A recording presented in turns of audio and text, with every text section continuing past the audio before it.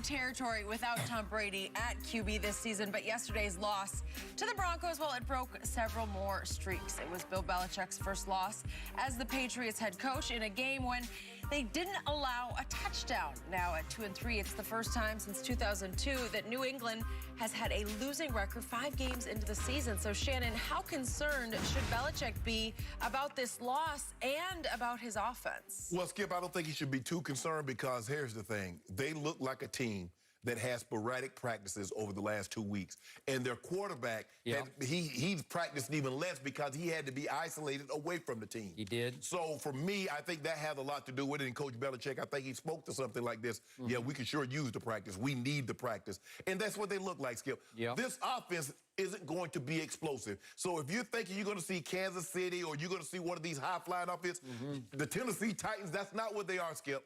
They're going to win games by by running the football, Cam play action, and playing outstanding defense. Now, give them credit. They did a great job of keeping the Broncos out of the end zone. Now, a lot of that had to do with, obviously, Drew Lock is a young guy, and the Broncos are very inexperienced, and they didn't want to take any chances of trying to put the ball in harm's way. So they allowed New England to stay in this ball game a lot longer than what they should, because I can assure you, if they're playing anybody else other than the Broncos in that young offense, they get probably 35, 40 points hung on them with the way they played offensively yesterday. So with that being said, Skip, I'm not overly concerned because I think they go back. It's going to be interesting to see, are they opening up the facility? Are they going to be able to practice? There's a reason why teams practice, Skip. You just don't show it like, okay, I'll see you Sunday and just go play football. You need practice. And if you look at it, and for whatever reason, you can look at defenses are struggling this year to stop because the scoring has been off the chain, Skip. I mean, I didn't expect, obviously, I thought the offense would be a little lagging behind, but that's not the case. The offenses are ahead of the defense, and we normally see defenses ahead of the offense. But to see New England struggle the way they did, considering how they looked against Miami, look at Miami, how they're playing. Look at how they looked against Seattle, and they put up, what, 30-plus points against Seattle, and Cam was almost 400 yards passing. And then to watch them yesterday now, the Broncos got a very good defense. Vic Fangio dialed up the pressure. He did. He's like, I am not letting you sit back here, Cam. You're going to make a decision. I'm going to give you 1, 2, 3, make a decision. Because they were coming. Even on the 4th and 10 that ended the game, he sent the house, and I was impressed. He brought Braun Bliss and played zero coverage. He did. So that's where they are, Skip. I think if they can get back to practicing, we'll see this team. But if you're expecting to see explosive, you're expecting to see the 2007 Pat, Skip, you're not going to see that with this team. They're going to run the football, play action, go to ask Cam, we're going to need you to run like 10 times a game, and we're going to need you to get like 70 yards running the football. That's what they are, but I'm not overly concerned. If I were you, I would be very concerned. I'll give you some COVID break here, but remember what we just saw the Tennessee Titans do? They also didn't practice for about 2 weeks. They were COVID-riddled. And they came out and destroyed the Buffalo Bills when I least expected. I mean, they took them all apart. They looked like they didn't need to practice. So some teams react better than other teams, and that was a chip off the Belichick block in Mike Vrabel. But, Skip, the thing is, with Cam is unfamiliar with this offense. Tannehill has been in this offense. This team has been together. You look at the guys that are playing now. You're like, who is that? He threw to Izzo. I was like, Izzo, is that Larry Izzo, the former special team? He was there last year. He was actually their best tight end last year, and he got hurt. And that's not saying much, Skip, considering that you said the tight end position was devoid of talent last year. Ryan Izzo. Right. He was. He was the best.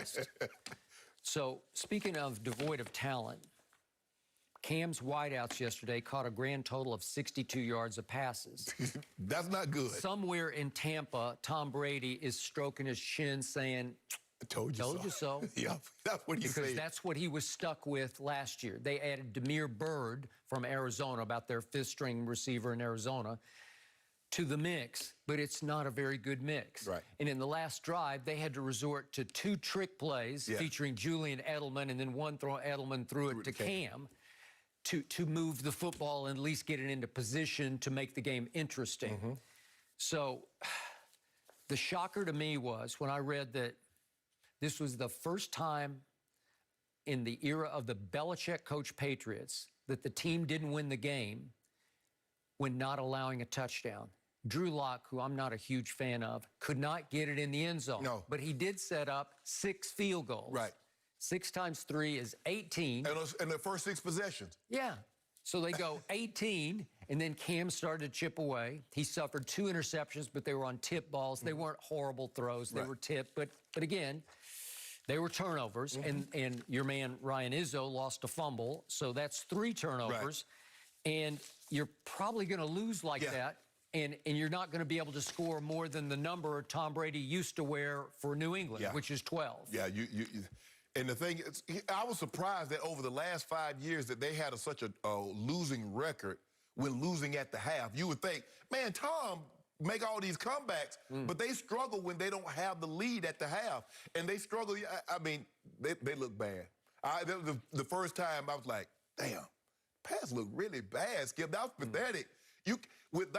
And the thing is, with that offense, Skip, you can't fall behind like that. Nope. Because they don't have anybody that can go get you an explosive play. They don't have nobody that can rear back, throw it, and go 80 yards. Yep. That's not what everything's going to be nickel and dime. Run, play action, shallow cross to Julian Edelman, the comeback route to N'Keal Harry, swing pass to James White. Which worked a couple times. But, Skip, you're not good, Skip. You fall behind by 15 points, and have to do all that, it's going to take too much time. So here came a 1-3 Denver, the team you played for the most part, and they were ranked 14th in points allowed, kind of middle of the pack, but I agree, Fangio will get them ready. Whatever he has to work with on defense, because there's no Von Miller, right? No. And there's no Jarrell Casey, right? So you've lost your 2 best pass rushers. Whatever he had to work with, I figured he would coach them up and have them ready as he could to play defense. Right. And he did. Yes. And they pulled off an 18-12. They stole it. 18-12. You did.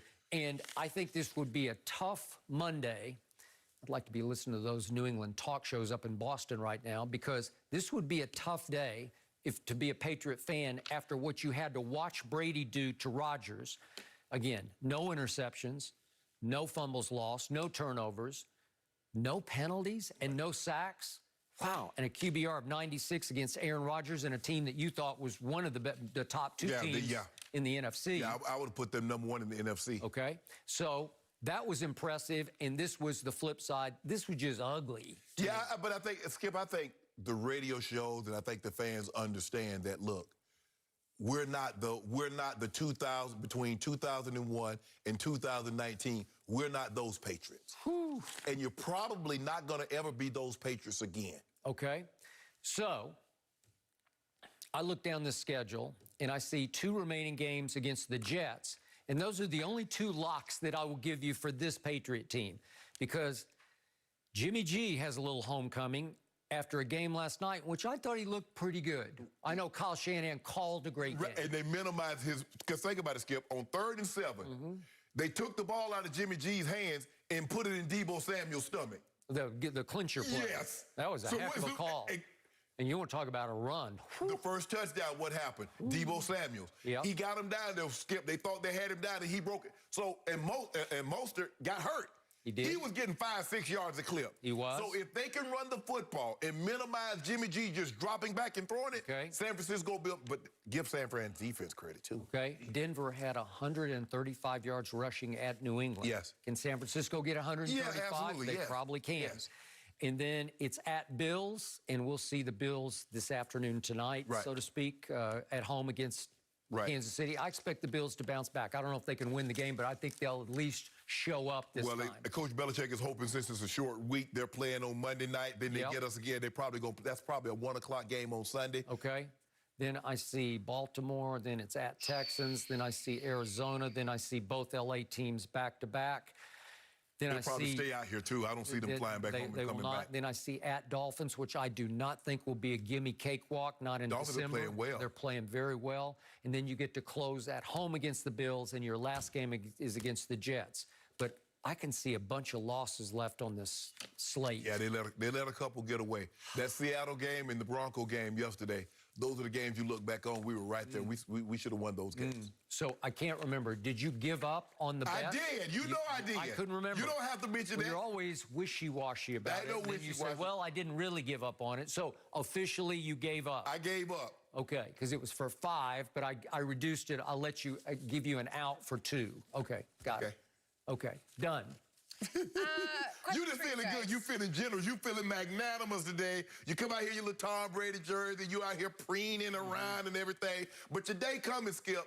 Your day is coming. Jenny, I got to just give me one last second here. Sure. You did call me on something that you said 2 years ago. I bet you 50 cases that LeBron would win. 2019. Yeah. 2019. Yeah. Okay. So I didn't know if you actually accepted the bet, but I'm told by our producer, Azzy, that you did accept the bet. Yeah. Okay. Well, did you forget that you lost another bet to me for $1 billion, and I accepted the bet, and you lost it immediately? I wrote you a check. I covered it. You did not write me a check.